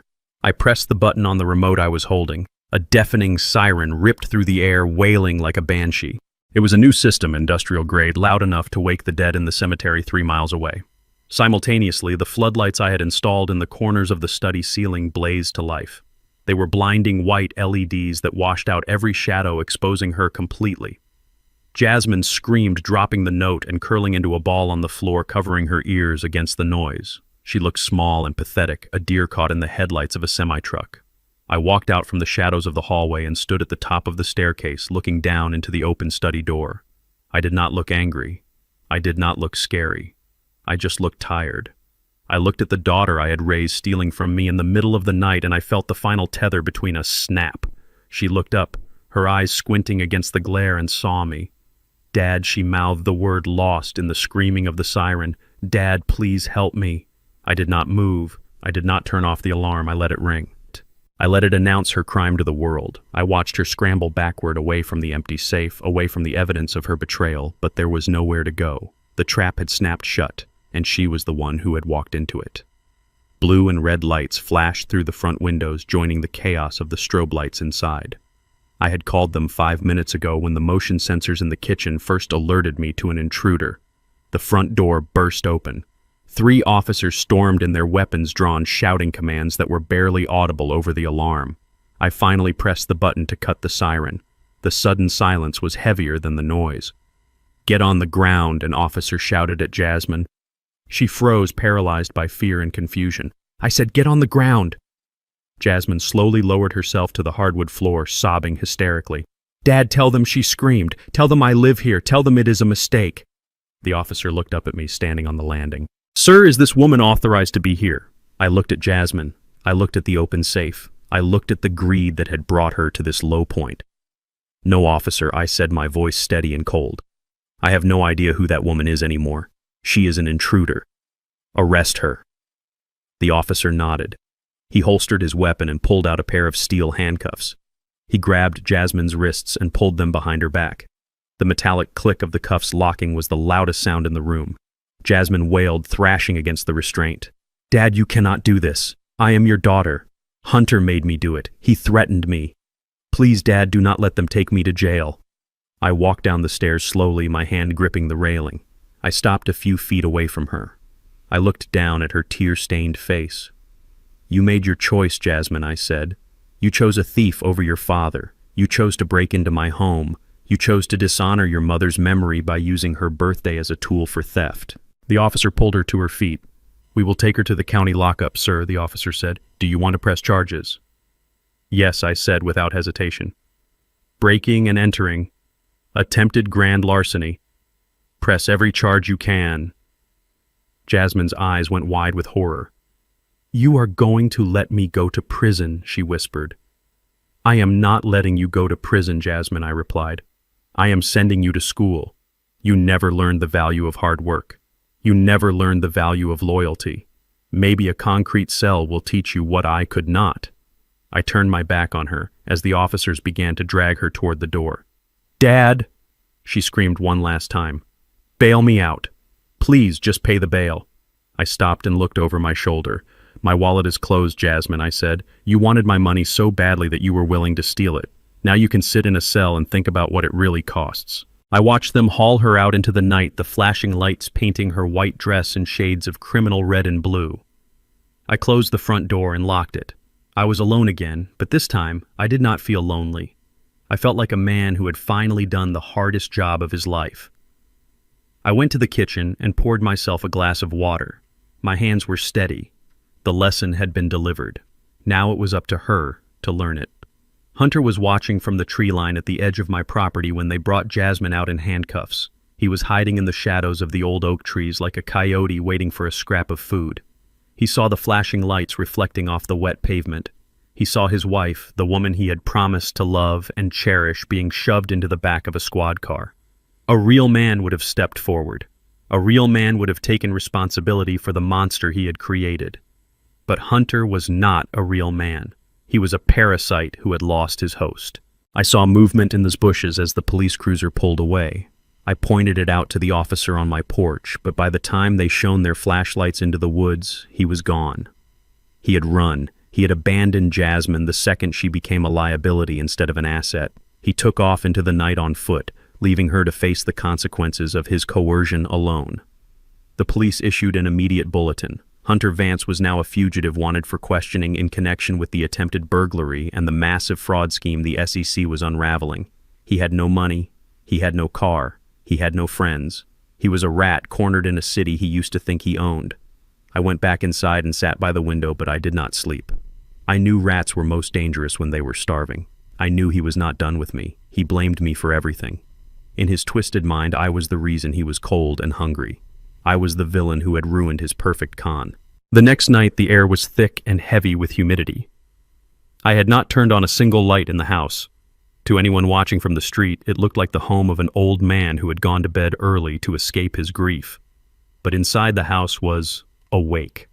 I sat in my armchair in the living room, a baseball bat resting against my knee, not because I intended to use it, but because it felt good to have something solid in my hands. I was not alone this time. After Jasmine's arrest, I had called Sarah, my lawyer. She did not just send paperwork, she sent protection. A private investigator named Mike was parked down the street in an unmarked sedan, and another man was stationed in my backyard, blending into the darkness. We knew Hunter would come back. A man like that does not flee the state he tries to destroy the evidence of his failure. Around 3 a.m, the silence was broken by the soft crunch of footsteps on gravel. It was a clumsy sound. Hunter was not a professional criminal. He was just a desperate amateur. I smelled him before I saw him. The sharp chemical stench of gasoline drifted through the cracks of the front door, overpowering the smell of the rain-soaked earth. I moved to the window, peering through the blinds. A figure was moving on my front porch. It was Hunter. He was wearing a dark hoodie pulled low over his face and carrying a red plastic gas can. He was not just trying to scare me. He was splashing gasoline onto the wooden siding of the house I had built with my own 2 hands. He was pouring it over the front steps where Jasmine had begged for money just 24 hours earlier. He wanted to burn it all down. He wanted to burn me down with it. This was not just vandalism. This was an execution. I watched him fumble in his pocket, his hands shaking violently. He pulled out a silver lighter, the expensive kind he used to light cigars when he was playing the big shot. He flicked the lid open. The flames sparked to life a tiny orange dancer in the darkness. Hunter's face was illuminated for a second. He looked deranged. His eyes were wide and hollow, his teeth bared in a rictus of hate. He raised the lighter, ready to drop it into the pool of gasoline at his feet, ready to turn my legacy into ash. But the fire never fell. Before he could let go, a dark shape tackled him from the side. It was the man from the backyard. He hit Hunter with the force of a freight train, driving him off the porch and onto the wet grass. The lighter flew from Hunter's hand, landing harmlessly in a puddle of mud where it hissed and died. Mike, the investigator, sprinted up the driveway, his flashlight cutting through the night, blinding Hunter, who was now writhing on the ground, pinned under the weight of the security agent. I opened the front door and stepped out onto the gas-soaked porch. The fumes were dizzying. I looked down at the man who had tried to kill me. Hunter was screaming obscenities, thrashing and spitting like a rabid animal. "Get off me!" he yelled. "I will kill you! I will kill all of you!" I walked down the steps, carefully avoiding the slick spots. I stood over him. He looked up at me, and for a second the screaming stopped. He saw that I was not afraid. He saw that I had been waiting for him. "You missed a spot, Hunter," I said, quietly, pointing to a dry patch on the railing. "If you are going to do a job, do it right. Or do not do it at all." Sirens wailed in the distance, getting louder every second. Mike had called them the moment Hunter stepped onto the property. This time, there would be no bail. This time, there would be no way out. Attempted arson. Attempted murder. The charges were piling up like bricks in a wall that would keep him enclosed for a very long time. The police cars screeched to a halt in front of my house, turning the night into a disco of red and blue. They hauled Hunter up from the grass. He was crying now, the rage replaced by the terrifying reality of his future. I watched them shove him into the back of the car. He looked at me through the window, his face pressed against the glass. I did not look away. I watched until the car disappeared around the corner, taking the last piece of the rot away from my life. I turned back to my house. It smelled like gas, but it was still standing. It was strong, just like me. I walked into the county detention center on a Tuesday morning. The air inside smelled of bleach and stale bodies, a scent that sticks to your clothes long after you leave. I sat on a metal stool in the visitation room waiting for my number to be called. When they finally brought Jasmine out, my heart cracked a little more. She was wearing an orange jumpsuit that was 2 sizes too big. Her hair, which she used to spend hundreds of dollars styling, was pulled back in a messy knot. Her face was scrubbed clean of makeup, revealing dark circles under her eyes that looked like bruises. She did not look like the arrogant woman who had sneered at me on her wedding day. She looked like a frightened child who had lost her way in the dark. She sat down on the other side of the thick plexiglass partition.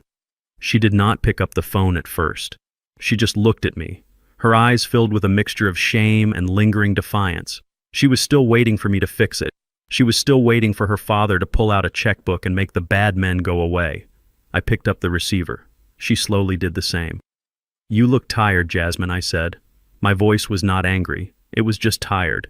She let out a shaky breath. "Get me out of here, Dad," she whispered. "Please. I cannot stay here. The women in here are crazy. I am scared." I looked at her and shook my head. "I cannot get you out, Jasmine. You broke the law. But I came because we need to finish the conversation we started in the living room, the one about your mother." Jasmine's face hardened instantly. The fear was replaced by that familiar flash of anger. "Do not talk about Mom," she snapped.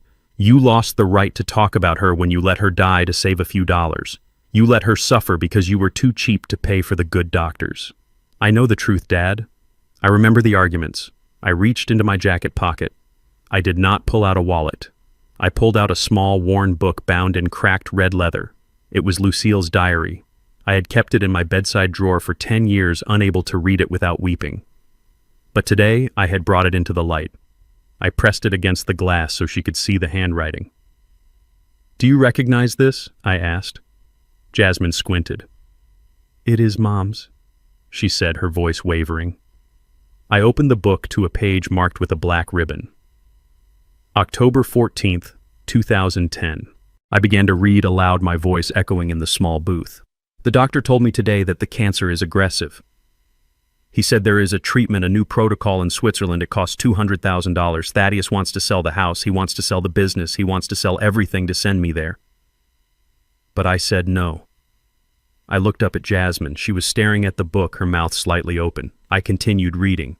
I said no because that money is for Jasmine. That is her tuition for the private university. That is her living expenses, so she never has to work a waitressing job like I did. If I spend that money on a treatment that might not work, I am stealing her future. I would rather die knowing she is safe than live knowing I left her with nothing.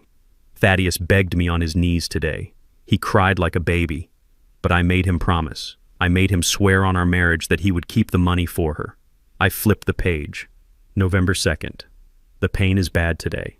Thaddeus sold his wedding ring.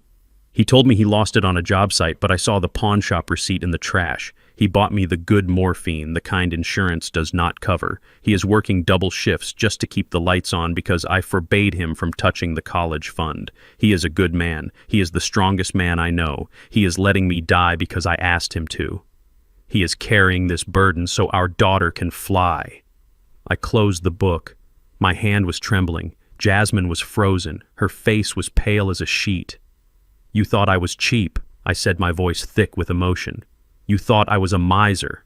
I was broke, Jasmine. I was broke because I was funneling every spare dime into an account with your name on it. I wore holes in my boots so you could wear designer heels.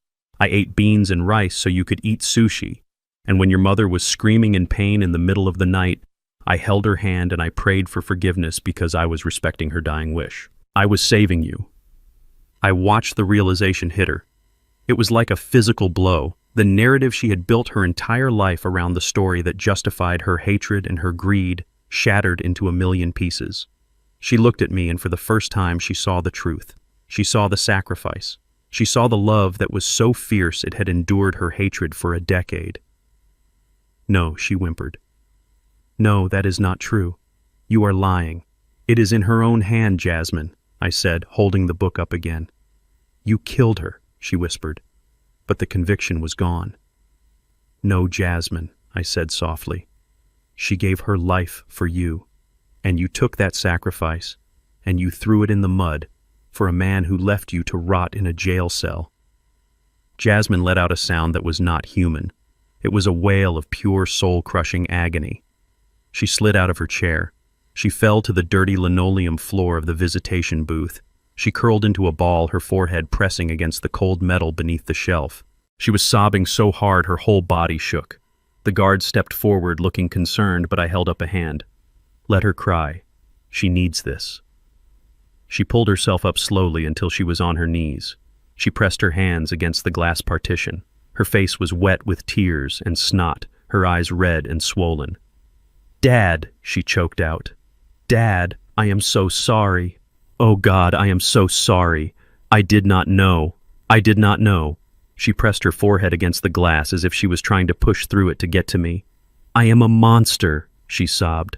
I treated you like garbage. I stole from you. And you were the only one who ever really loved me. Please, Dad. Please forgive me. I will do anything. I will spend the rest of my life making it up to you. Just please do not hate me. I looked at my daughter on her knees in an orange jumpsuit broken by the weight of the truth. I placed my hand on the glass directly over hers. The barrier was there, thick and unyielding, but the connection was back. It was faint and damaged, but it was there. I do not hate you, Jasmine, I said, my voice quiet. I could never hate you. You are my daughter. But forgiveness is not a word. It is an action. You have a long road ahead of you. You have to serve your time. You have to pay your debts. But you finally know the truth. And the truth is the only place we can start to build. She nodded frantically, her forehead still pressed against my hand through the glass. I will, Dad. I promise. I will make you proud again. I will make Mom proud. I stood up. The visit was over. I picked up the diary and put it back in my pocket next to my heart. I walked to the door. I looked back one last time. She was still on her knees, watching me leave, her eyes filled with a pain that was finally real. It was the hardest thing I had ever done leaving her there, but I knew she was safer in that cell with the truth than she had ever been in that penthouse with a lie. The courtroom was a theater of the absurd, packed tight with reporters who smelled blood and former investors who wanted their pound of flesh. Hunter sat at the defense table looking like a king holding court rather than a criminal facing justice. He had traded his torn tuxedo for a charcoal gray suit that cost more than my truck. His hair was perfectly coiffed, his chin held high in a pose of misunderstood nobility. He whispered to his lawyer, a man named Sterling, who was known for turning sharks into goldfish. Sterling stood up and paced before the jury, his voice dripping with false sympathy. He painted a picture that made my stomach turn. He described Hunter as a visionary, a genius boy, wonder who had flown too close to the sun because he was trying to satisfy the insatiable greed of a woman. He pointed at the empty chair where Jasmine should have been. He called her a siren. He claimed she demanded the penthouse, the cars, the vacations. He said Hunter broke the law only because he was a man desperately in love trying to keep a high-maintenance woman happy. Hunter wiped a fake tear from his eye, looking at the jury with the face of a martyr. He was not defending himself. He was sacrificing his wife. He was building a life raft out of her reputation and climbing on top of it to stay dry. It was a masterclass in narcissism. He smirked at me when the lawyer turned his back, a tiny fleeting expression that said he thought he was going to win. He thought he could charm his way out of a federal indictment just like he charmed his way into my daughter's life. Then it was my turn. The bailiff called my name and I walked to the stand. I did not look at Hunter. I looked at the jury. They were regular people, a teacher, a mechanic, a nurse, people who worked for a living, people who understood the value of $1. Sterling tried to rattle me during cross-examination. He asked if I was a bitter father. He asked if I was jealous of Hunter's education. He tried to paint me as an angry blue-collar worker with a grudge against the upper class. I let him talk. I let him spin his web. And then I opened my mouth. I did not use big words. I used facts. I pulled out the binder Sarah and I had compiled.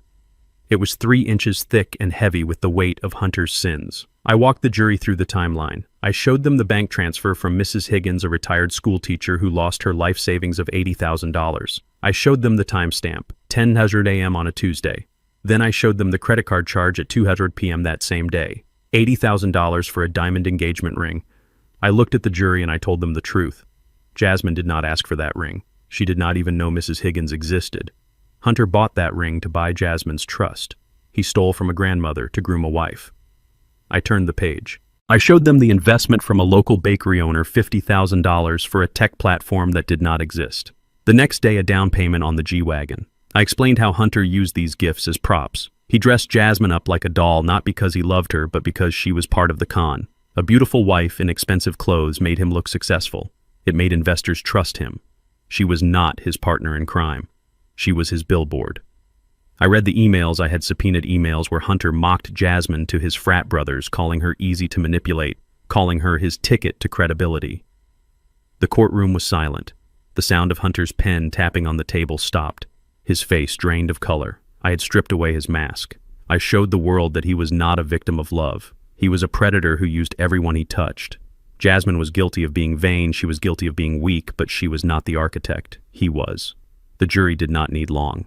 They came back after lunch. The foreman stood up and read the verdict with a voice that did not waver. Guilty. On all counts. Wire fraud. Securities fraud. Money laundering. The judge, a woman who had no patience for men who preyed on the vulnerable, looked at Hunter over her glasses. She sentenced him to 15 years in federal prison. No parole. She ordered full restitution to the victims. Hunter screamed. The arrogance finally broke. He wailed like a child as the marshals dragged him away, his expensive suit bunching up as he fought against the handcuffs. He looked at me one last time, his eyes wide with terror, but I felt nothing. He was already a ghost. Then they brought Jasmine in for her sentencing. She was part of a separate plea deal because of my testimony and her cooperation. She stood before the judge in her orange jumpsuit, her head bowed. She looked small. The judge spoke to her sternly. She acknowledged that Jasmine was manipulated, but she also held her accountable for her own greed and the burglary she attempted at my house. The judge sentenced her to 5 years of probation and 500 hours of community service. She avoided prison time. But the gavel strike still echoed like a gunshot. She was now a convicted felon. The stain was permanent. Her background checks would always show this moment. She could never work in a bank. She could never handle sensitive data. The corporate career she had dreamed of was over before it began. She walked out of the courtroom a free woman, but she carried a heavy chain. She looked across the aisle at me. Her eyes were red. She did not ask for money. She did not ask for a ride. She just nodded a slow, humble acknowledgement of the second chance she had been given. She walked out the heavy doors alone into a world where she would have to rebuild her name from scratch brick by brick, just like her father. It was a Tuesday afternoon when Jasmine showed up at my front gate carrying a plastic bag with her personal effects, the only luggage she had left in the world. Her Mercedes was gone, repossessed by the dealership, and her penthouse was a memory. She looked like a ghost of the girl who had stood in that ballroom wearing a dress worth more than my truck. She walked up the driveway, her eyes fixed on the front door as if it were the gates of heaven. She reached for the handle, assuming it would be unlocked, assuming that after the storm the harbor would be open for her to sail back in. But the door was locked tight. I opened it before she could knock, standing in the frame and filling the space with my body. She tried to step past me, her body language automatic, assuming she could just slide back into her old room and hide from the world until the bruises on her ego healed. "Dad," she said, her voice thin and brittle. "I am so tired. Can I just go lie down?" I did not move. I blocked her path like a stone wall built to withstand a hurricane. "No, Jasmine," I said, my voice low and firm. "You cannot come in." She looked up at me, confused, hurt, flashing in her eyes like a struck dog. "But where am I supposed to go?" she asked, her voice rising in panic. "I have nowhere. I have no money. I have no husband. I am your daughter. You have to take me in." I looked at her, at the lines of exhaustion etched into her young face. It would be so easy to let her in. It would be so easy to make her hot soup and tuck her into bed and tell her everything would be all right. But that would be a lie, and it would be the worst thing I could do for her. "If I let you in now, Jasmine," I said, "I will be robbing you again. I will be robbing you of the chance to save yourself. You burned this house down with your choices. You cannot live in the ashes." Jasmine stared at me, her mouth trembling. "Are you punishing me?" she whispered, tears pooling in her eyes. "Is this because of the wedding? Is this because of the money?" "No," I said, stepping out onto the porch and closing the door behind me with a final click. "This is not punishment. This is love. Real love. The kind that hurts both of us but heals the wound instead of just covering it." I reached into my pocket and pulled out a folded piece of paper. I handed it to her. She took it, her fingers brushing against my rough skin. "What is this?" she asked, unfolding it. "It is an address," I said. "Mrs. Higgins. The woman Hunter stole from owns a boarding house on the south side. She has a room. It is small. It smells like cabbage and old floor wax. But it is clean and it is cheap. I paid the first month rent. After that, it is on you." Jasmine looked at the address, her nose wrinkling slightly, a reflex she could not control even in her desperation. And below that, I continued, pointing to the bottom of the page. "That is the address of a diner downtown. The owner is an old friend of mine. He needs a dishwasher. It pays minimum wage plus tips if you bus tables. He is expecting you at 6 a.m. tomorrow. Dishwasher." She repeated the word, tasting like vinegar in her mouth.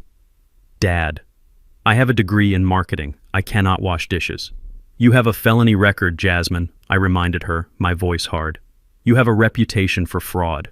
You are not a marketing executive right now. You are a woman who needs to eat. You need to learn what a dollar actually weighs. You need to feel the soap burn your hands. You need to stand on your feet until they scream. You need to understand where I came from so you can figure out where you are going. I forgive you, Jasmine. I forgive you for everything. But I cannot carry you anymore. You have to walk on your own 2 feet." Jasmine looked at the paper, then at me. She looked at the house, the comfortable middle-class safety she had taken for granted her entire life. She looked at the street where she had no car waiting, just a long walk to a bus stop. She took a deep breath. It was a shaky, ragged sound, but it was the sound of air filling lungs that had been holding it for too long. She nodded. She did not scream. She did not beg. She folded the paper carefully and put it in her pocket. "Okay," she said. Her voice was quiet but steady. "Okay, Dad." She turned around and walked down the steps. She did not look back. She walked down the driveway past the mailbox and turned left toward the bus stop. I watched her go until she was just a speck in the distance. The next morning I drove past the diner. I parked across the street and watched through the plate glass window. I saw her. She was wearing a white apron that was too big for her, tied tight around her waist. Her hair was pulled back in a net. She was scraping leftovers off a plate, her face grimacing slightly at the smell of cold eggs and ketchup. She looked miserable. She looked exhausted. But she was there. She was working. She was earning her first honest dollar. She scrubbed a plate, rinsing it with the sprayer. Then she scrubbed another, and another. She was starting from the bottom, from a place lower than zero. But she was starting. And for the first time in years, I felt a flicker of hope. She was not a princess anymore. She was becoming a person. The for sale sign went up in the front yard on a Thursday morning. I hammered it into the ground myself the same way I had hammered every nail into the framing of that house 40 years ago. It felt like driving a stake into the heart of a ghost. For decades, that house had been the center of my universe. It was where I brought Lucille home when we got married. It was where we raised Jasmine. It was where I nursed my wife until she took her last breath.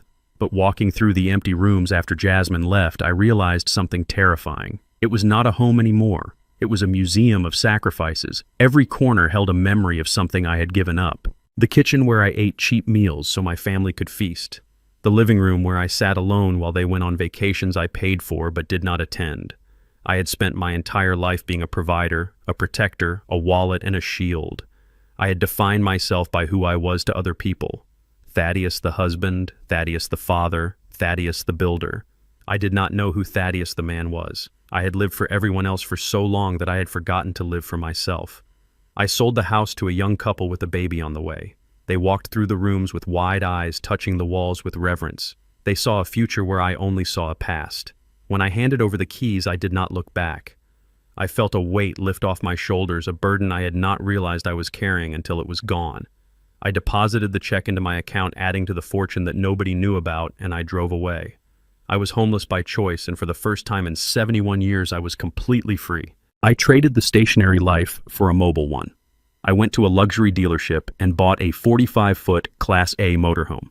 It was a beast of a machine with heated floors, marble countertops, and an engine that purred like a jungle cat. It was bigger than my first apartment.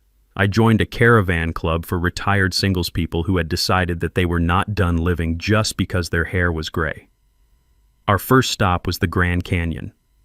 I was sitting outside my rig one evening watching the sun paint the canyon walls in shades of fire and bruised purple when a woman walked over from the campsite next door. Her name was Clara.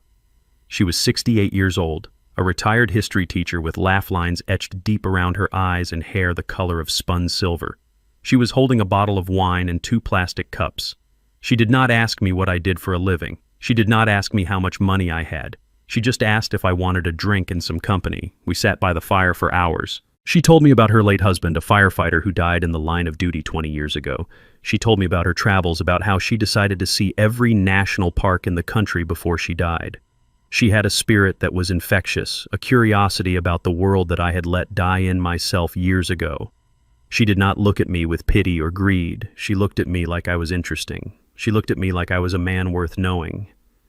We traveled together for the next 3 months. We drove through the deserts of Arizona and the forests of Oregon. We parked our rigs side by side every night, creating a little neighborhood of 2 wherever we went. It was a slow burn, a quiet comfort that grew into something I had not felt since Lucille was young. One night we were parked on a beach in California, watching the waves crash against the shore. We were trying to cook lobsters on a portable grill, but the wind kept blowing the flame out. I was getting frustrated, my old instincts to fix everything kicking in, but Clara just started laughing. It was a bright, clear sound that cut through my irritation. She grabbed a lobster claw and started dancing around the grill, waving it like a conductor's baton, singing an opera song off-key. I looked at her, this beautiful, crazy woman dancing in the sand, and something inside me cracked open.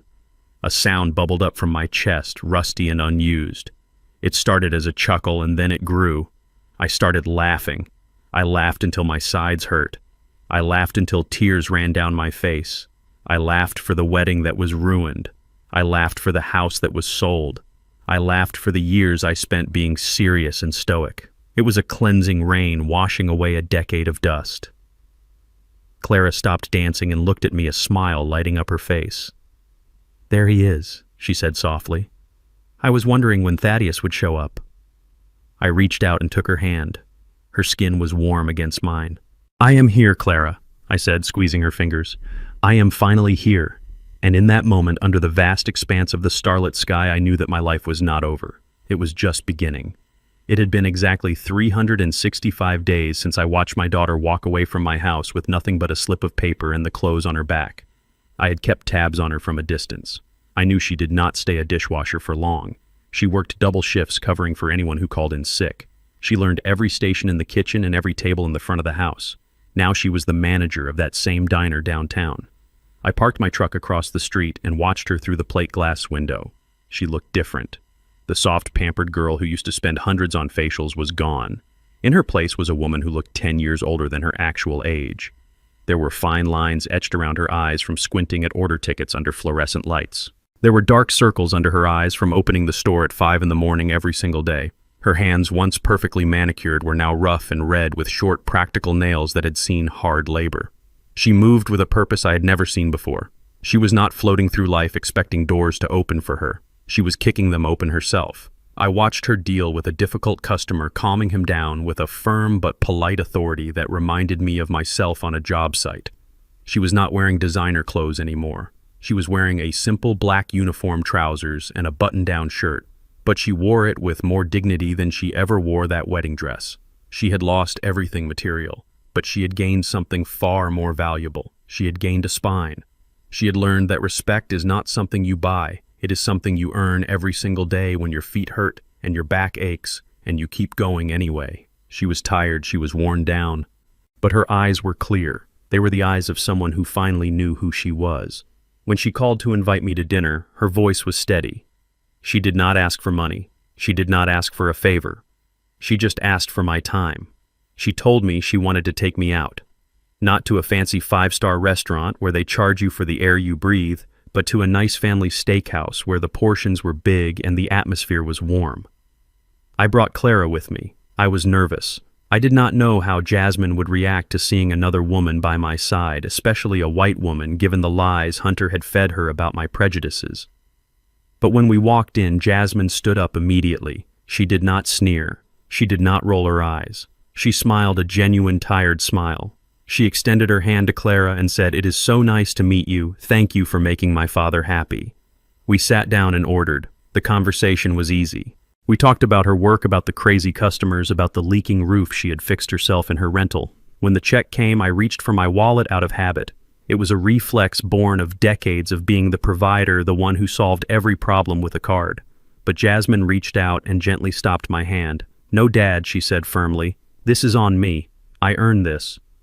She pulled out a worn leather wallet, not a designer clutch, and paid with cash. Small bills, tips she had saved, money she had sweated for. I watched her count it out. It was not a black card. It was not a wire transfer. It was real money. And in that moment, that pile of crumpled bills looked more beautiful to me than $1 million check. She looked at me and said, "I wanted to show you that I can stand on my own 2 feet. I am not rich, Dad. I am barely making it. But I am making it. And I am doing it honestly." We walked out to the parking lot, the cool night air wrapping around us. I knew I had to tell her the rest. I had to tell her about the future so there would be no secrets between us. "Jasmine," I said, leaning against my truck, "I need you to know something about the estate, about the money I have left." She looked at me, waiting. I did not see greed in her eyes anymore, just patience. I set up a trust, I continued. "It is called the Lucille Coleman Foundation. It is dedicated to helping single mothers get vocational training so they can build their own lives. Almost all of my assets are going into it. When I pass, you will not get a lump sum. You will not be an heiress. You will get a small monthly stipend, enough to keep you from starving, but not enough to stop you from working. The rest belongs to the foundation." I waited for the anger. I waited for the accusation that I was robbing her again, but it never came. Jasmine looked at me, and then she looked at Clara, and then she looked at the sky. She took a deep breath and smiled. It was a sad smile, but it was real. "That is good, Dad," she said softly. "That is really good. Mom would have loved that." She would have wanted to help people like me, people who needed a second chance. I do not want your millions anymore, Dad. I do not want the burden of it. I like knowing that what I have is mine. I like knowing that nobody can take it away from me because I built it myself. You do good with that money. Save someone else. I already saved myself. She hugged me then. It was not a hug asking for something. It was just a hug. And as she drove away in her used Honda Civic, I knew that the daughter I thought I lost was finally found. Hunter Vance was learning a new trade in federal prison Block D, and it was not fintech. He was pushing a mop bucket across the gray concrete floor, the water sloshing over the sides and soaking into his canvas shoes that were a far cry from the Italian leather loafers he used to wear. His face was a map of bad decisions. There was a fresh purple bruise blooming on his left cheekbone, and his lip was split in the corner, a receipt for a debt he could not pay. In here, his charm was worthless. The men he lived with did not care about his credit score or his imaginary connections to senators. They only cared about commissary credits and respect, and Hunter had neither. He paused to wipe the sweat from his forehead, his hands trembling slightly. He looked toward the corner of the day room where a group of men were playing cards. One of them, a massive man with tattoos covering his neck, looked up and locked eyes with him. Hunter flinched and looked down at his mop water, quickly resuming his scrubbing. He owed 3 cartons of cigarettes to that table. It was a debt that kept growing with interest rates that would make a loan shark blush. He was tired, he was hungry, he was scared.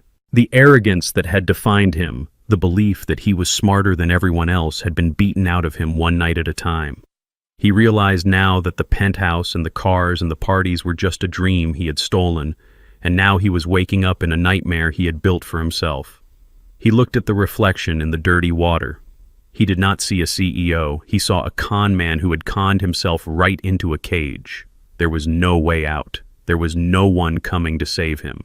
He was finally paying the bill, and the currency was his life. 500 miles away, the world was wide open and painted in shades of burnt orange and gold. I sat behind the wheel of my 45-foot motorhome, the engine humming a low, steady rhythm that vibrated through the floorboards. Beside me, Clara had her feet propped up on the dashboard, a map spread out on her lap even though the GPS was running. She preferred the paper maps, she said, because they smelled like adventure. We were driving along the rim of the Grand Canyon, the sun dipping low on the horizon, setting the rock formations on fire with light. I looked out at the vast expanse of the earth, the deep crevices and the towering peaks, and I felt a peace so deep it settled in my bones. For 71 years, I had been anchored to one spot, anchored by duty, anchored by the need to build and protect. Now the anchor was pulled up. The wind coming through the open window tasted of sagebrush and freedom. I looked over at Clara. She caught my eye and smiled, reaching out to squeeze my hand on the steering wheel. We did not need to talk. We understood each other in the quiet spaces.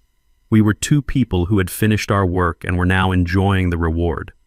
We were heading west toward the Pacific Ocean, a body of water I had never seen with my own eyes. I thought about the house I sold. I thought about the bricks I laid. They seemed like a lifetime ago. I was not Thaddeus the builder anymore. I was Thaddeus the traveler. I was Thaddeus the man who finally learned that the best foundation you can build is a life you actually want to live. I thought about that night at the hotel often. I thought about the moment I turned my back on my daughter and walked away.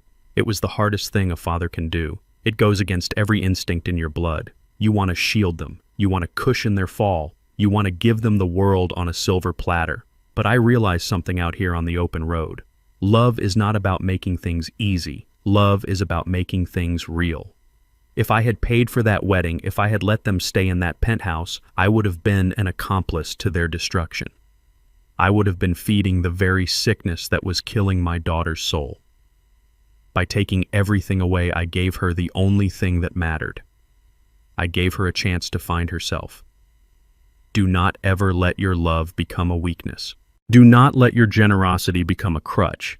You can build a house for your children, but you cannot live in it for them. You can buy them a boat, but you cannot row it for them. And you certainly cannot give them a fish every single day and expect them to survive when you are gone. You have to teach them to fish. You have to hand them the pole, even if it is heavy, even if the line gets tangled, even if they complain that it is too hard. Because one day, the storm will come and you will not be there to hold the umbrella. They have to know how to stand in the rain. They have to know that their value does not come from a bank account or a last name. It comes from what they can build with their own two hands. I looked at the road stretching out ahead of us, a ribbon of asphalt leading into the future. I shifted gears and pressed the gas. The fish was worth a fortune, but the lesson was priceless. I am Thaddeus Coleman, and my work here is done. This journey taught me that the most dangerous thing a parent can do is cushion every fall. By cutting Jasmine off, I did not abandon her.